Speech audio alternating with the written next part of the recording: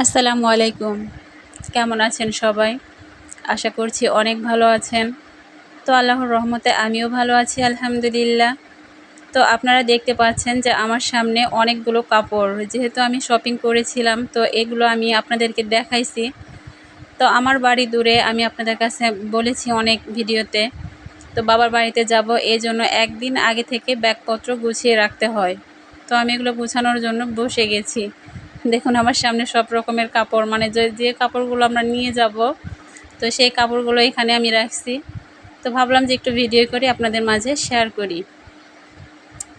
তো এই যে দেখতে পাচ্ছেন এই কাপড়গুলো আমি মানে ব্যাগে উঠাবো, তো যার জন্য এখানে আমি বের করে রাখছি। আমি বাবার বাড়িতে যাই না প্রায় 1.5 বছর হয়ে গেছে। তো এই সুযোগে আমার ছেলের বাবাও বিদেশ থেকে আসছে, তো ভাবলাম যে উনি যখন বাড়িতে এসেছেন তো উনিও যায় না, উনার না যাওয়া হচ্ছে 5 বছর, আর আমি যেতে পারি নাই মানে 1.5 বছর হলো। তো আমরা যখনই গিয়েছি তখন আমি আমার বোন, মানে আমরা 2 বোন তো এক বাড়িতেই, তো আমরা দুজন একসাথেই গেছি। তো এবার মানে ব্যতিক্রম, আমার বোন যেতে পারবে না, তার কারণ হচ্ছে আমার শাশুড়ি একটু অসুস্থ। তো আমরা দুজনে যদি একসাথে মানে আমাদের বাড়িতে যাই তাহলে আমার শাশুড়ির জন্য একটু অসুবিধা হয়ে যায়। তো যেটা ভেবে আমরা এবার সিদ্ধান্ত নিয়েছি যে আমরা এবার আগে যাই, তারপর আল্লাহ যদি হায়াতে বাঁচিয়ে রাখেন বাবার বাড়ি তো যেতে হয়ই। বছরে আমরা একবার হলেও যাই, কিন্তু এবার মানে অনেক সময় অতিক্রম হয়ে গেছে।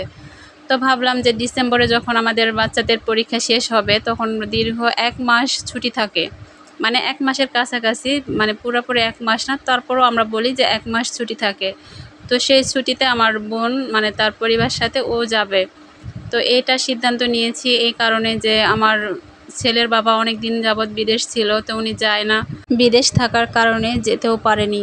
তো এই জন্য আমার বোন আমাদেরকে সিদ্ধান্ত দিয়েছে যে তোরা এই সময়টাতে গিয়ে ঘুরে আয়।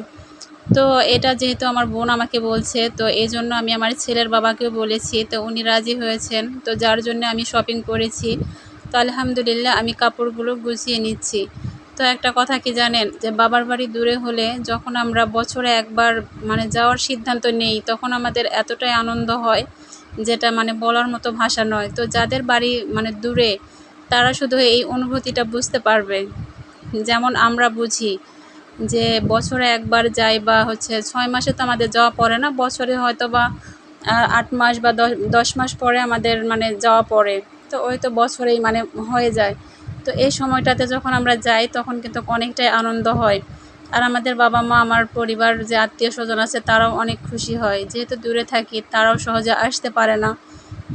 তো আলহামদুলিল্লাহ আপনারা সবাই দোয়া করবেন যেন এই লং জার্নিতে আমরা যাব, তো আমরা যেন সহি সালামতে পৌঁছাতে পারি। তো আল্লাহ পাক যেন আমাদেরকে সহি সালামতে আমাদের স্থানে যেন পৌঁছায়। তো যাই হোক, আপনাদের সাথে অনেক কিছু শেয়ার করলাম। তো সবাই ভালো থাকবেন, সুস্থ থাকবেন। আল্লাহ পাক যেন আমাদের সবাইকে সুস্থতার নেয়ামত দান করেন। আসসালামু আলাইকুম।